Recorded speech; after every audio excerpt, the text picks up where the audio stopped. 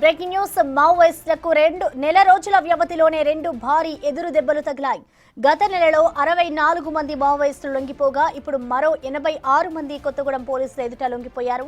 దీంతో మావోయిస్టు పార్టీకి గట్టి ఎదురు దెబ్బ తగిలిందన్న రాష్ట్ర ఐజీపీ చంద్రశేఖర్ రెడ్డి కాలం చెల్లిన సిద్ధాంతాలు వదిలి జనజీవన స్రవంతిలో కలవాలని పిలుపు ఇవ్వడంతో ఇటు మావోయిస్ట్ మలేషియా సభ్యులు లొంగిపోవడం జరిగిందని అన్నారు.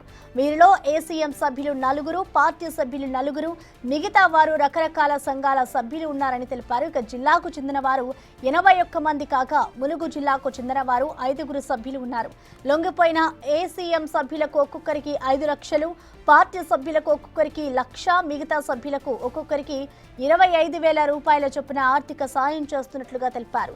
లొంగిపోయిన వారికి ప్రభుత్వం నుండి వచ్చే పునరావాసం, అన్ని ప్రోత్సాహకాలు వచ్చేలా చేస్తామని అన్నారు. ఇక మావోయిస్టుల లొంగుబాటులో జిల్లా పోలీసులు, సిఆర్పీఎఫ్ చొరవ అమోఘమని తెలిపారు. వీరంతా వేరువేరు ప్రాంతాల వారు అయినా జిల్లా పోలీసులు మావోయిస్టులపై ఉన్న వైఖరి నచ్చి జిల్లా పోలీసుల ఆధ్వర్యంలో లొంగిపోవడం జరిగిందని అన్నారు. మావోయిస్టుల శాంతి చర్చల విషయం ప్రభుత్వ నిర్ణయాల మేరకు ఉంటుందని, ప్రభుత్వాల ఆదేశాల ప్రకారం ముందుకు వెళతామని తెలిపారు. తెలంగాణ ప్రాంతంలో ఇంకా 95 మంది వివిధ క్యాడర్లకు చెందిన మావోయిస్టులు ఉన్నట్లు పోలీసులు అధికారులు చెప్పారు.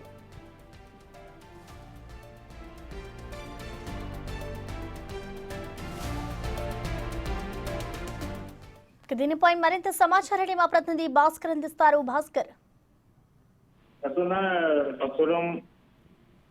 భద్రాద్రి కొత్తగూడెం జిల్లా కొత్తగూడెం ఎస్పీ కార్యాలయంలోని ఐజీ చంద్రశేఖర్ రెడ్డి నేతృత్వంలో సుమారు 86 మంది మావోయిస్టులు ఆయన సానుభూతి పరులు మొత్తం లొంగిపోయిన నేపథ్యం అయితే ఉంది. ఫలితంగా చూసుకుంటే మొత్తం వాళ్ళంతా కూడా ఇటీవల కాలంలో ఛత్తీస్గఢ్ రాష్ట్రంలో ఉన్నటువంటి బీజాపూరు, మరోవైపున నారాయణపూరు, వివిధ ప్రాంతాలకు చెందినటువంటి బస్తరు, ఈ ప్రాంతాలకు చెందినటువంటి ప్రాంతాలు ఎక్కువగా ఇటీవల ఎన్కౌంటర్ జరుగుతున్న నేపథ్యంలో వరుసగా మావోయిస్టులు మొత్తం కూడా ఒక్కసారి తూటాలకు బలైపోతున్నారు. ఫలితంగా చూసుకుంటే మాత్రం ఇప్పటి వరకు మావోయిస్టుల కార్యకలాపాలు కాస్త ఇబ్బందికరమైన పరిస్థితులు ఉన్న నేపథ్యంలోనూ ఒక్కసారిగా దీనికి సంబంధించి మావోయిస్టుల యొక్క ఉనికిని కోల్పోయే ప్రమాదం ఉన్న నేపథ్యంలోనూ మరోవైపున అగ్ర నేతలు మొత్తం కూడా ఇటువల బుల్లెట్లు తూటాలకు బలైపోతున్న నేపథ్యంలో వారు మనుగడ కష్టమైపోతున్న తరుణంలో ఒక్కసారిగా మావోయిస్టులు ఒకవైపు ఛత్తీస్గఢ్ లో కావచ్చు, మరోవైపున ఈ తెలంగాణ రాష్ట్రంలో కొత్తగూడెం పోలీసు ఎదుట మొత్తం కూడా మన మిలిషియా సభ్యులు సానుభూతి పనులు లొంగిపోతున్న నేపథ్యం వరుసగా ఇటీవల కాలం చూసుకుంటే నెలలో 2 ఘటనలు ఇలాంటి చోటు చేసుకున్నాయి.